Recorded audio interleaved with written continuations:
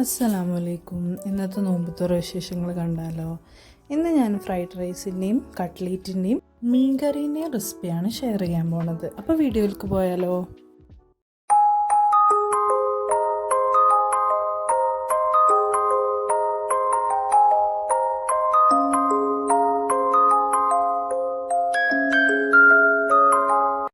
ഇന്ന് പൊലച്ചക്ക് ചോറും വഴുതനങ്ങ പൊരിച്ചതും ഇന്നലത്തെ ബീഫ് കറിയാണ് ഉണ്ടായിരുന്നത്.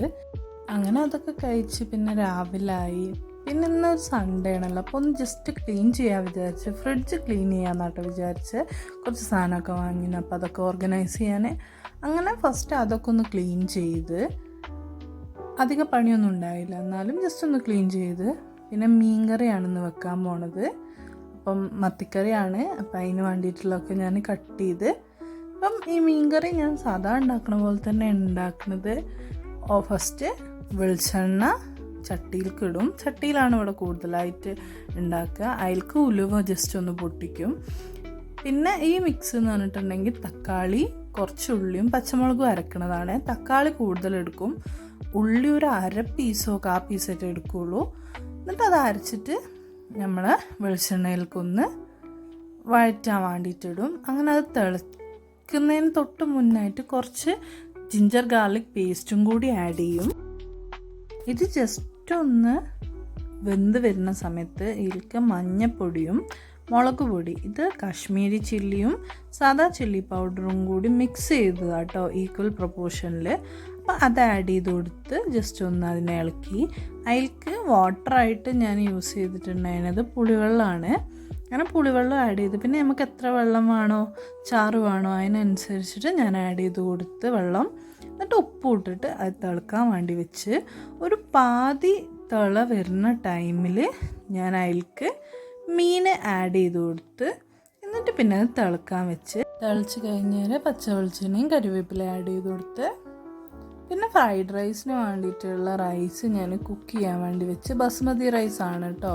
അതിലേക്ക് ഉപ്പിട്ടിട്ട് അത് വേവിക്കാൻ വെച്ചിട്ടുണ്ടായിരുന്നു.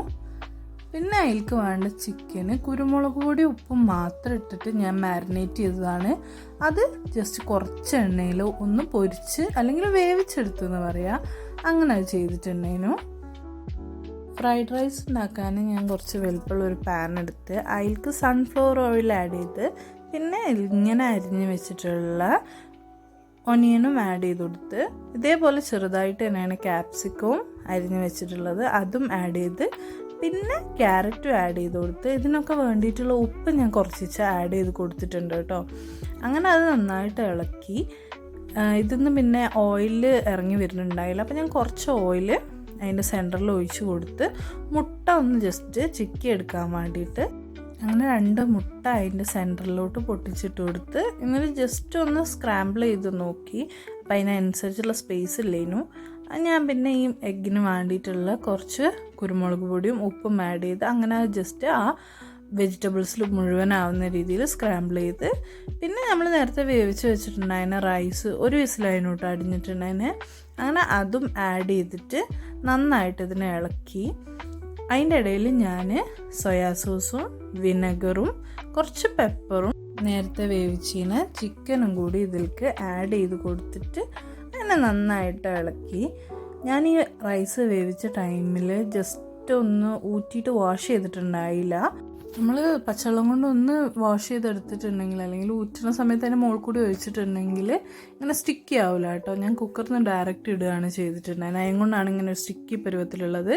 അത് കഴിഞ്ഞിട്ട് അതിൻ്റെ മുകളിൽ കുറച്ച് ഉള്ളിപ്പൂവ് ഞാൻ ആഡ് ചെയ്ത് അങ്ങനെ ഫ്രൈഡ് റൈസ് റെഡിയായി. ഇനി ഞാനൊരു ബീഫ് കട്ട്ലേറ്റാണ് ചെയ്യാൻ പോണത്. അതിന് ഞാനൊരു പാനിലോട്ട് ഓയിൽ ഒഴിച്ച് അതിലേക്ക് ഉള്ളി ഇട്ടിട്ടൊന്ന് നന്നായിട്ട് വഴറ്റിയെടുത്ത്, വഴറ്റണതിൻ്റെ ഇടയിൽ എൻ്റെ കണ്ണൊന്നും തെറ്റി ഉള്ളി ഒന്ന് ജസ്റ്റ് കരിഞ്ഞിട്ടുണ്ട്, എന്നാലും ഭയങ്കരമായി കരിഞ്ഞു പോയില്ല. പിന്നെ ഞാൻ അതിലേക്ക് പച്ചമുളകും ജിഞ്ചർ ഗാർലിക് പേസ്റ്റും ഇട്ടിട്ട് ഒന്ന് ഇളക്കിയെടുത്ത്, പിന്നെ നമ്മൾ മിൻസ് ചെയ്ത് വെച്ചിട്ടുള്ള ബീഫും ആഡ് ചെയ്ത് വേവിച്ചതാണിത്. അതിലേക്ക് ഞാൻ ആ കൂടി ബീഫ് മസാലയും ഉപ്പും മാത്രമേ ആഡ് ചെയ്ത് കൊടുക്കുള്ളൂ. എന്നിട്ട് അത് നന്നായിട്ട് ഇളക്കി. എന്നിട്ട് ഇത് പൊട്ടറ്റോ വെച്ചിട്ട് അതിനെ റോൾ ചെയ്തെടുത്തതാണ് മിക്സ് ചെയ്തിട്ട്. അത് ഞാൻ ജസ്റ്റ് എഗ്ഗ് മാത്രം കോട്ട് ചെയ്തിട്ട് പൊരിക്കണേ ഉള്ളൂ, ബ്രെഡ് ഉണ്ടായില്ല. അപ്പം അതുകൊണ്ടാണ് അങ്ങനെയും പൊരിച്ചെടുക്കാൻ കഴിയുമെന്ന് ഞാനൊരു വീഡിയോയിൽ കണ്ടിട്ടുണ്ടായിരുന്നു. അപ്പോൾ ഞാൻ ഒന്ന് ട്രൈ ചെയ്ത് നോക്കിയതാണ്. അപ്പോൾ അത് സക്സസ്ഫുള്ളി പറ്റി. അങ്ങനെ ബീഫ് കട്ട്ലേറ്റ് റെഡിയായി. അങ്ങനെ ഞാൻ ഫസ്റ്റ് ബാച്ച് 3 വെച്ചിട്ടും പിന്നെ ഒരു 4 വെച്ചിട്ടൊക്കെ പൊരിച്ച് ബീഫ് കട്ട്ലേറ്റ് പൊരിച്ചെടുത്തിട്ടുണ്ടായി. അത് കഴിഞ്ഞിട്ട് നേരത്തെ ഫ്രോസ് ചെയ്ത് വെച്ചിട്ടുണ്ടായതിന് ഉന്നക്കായി ഒരു 3 പൊരിച്ചെടുത്ത്. അപ്പോൾ ഇത് രണ്ടുമാണ് എണ്ണക്കടിയായിട്ട് പൊരിച്ചെടുത്തിട്ടുണ്ടായിരുന്നുള്ളൂ. അങ്ങനെ നോമ്പ് തുറക്കാൻ നേരത്തേക്ക് മീൻ കറിയും അതിന് വേണ്ടിയുള്ള പത്തിരിയും ഫ്രൈഡ് റൈസും പിന്നെ കടികളും പിന്നെ കുറച്ച് കട്ട് ഫ്രൂട്ട്സും റെഡിയായി. ഇതിൽ മാങ്ങൻ്റെ അണ്ടി മാത്രമേ ഉള്ളൂ, ബാക്കിയെല്ലാം ഇസു കഴിച്ചിട്ടോ.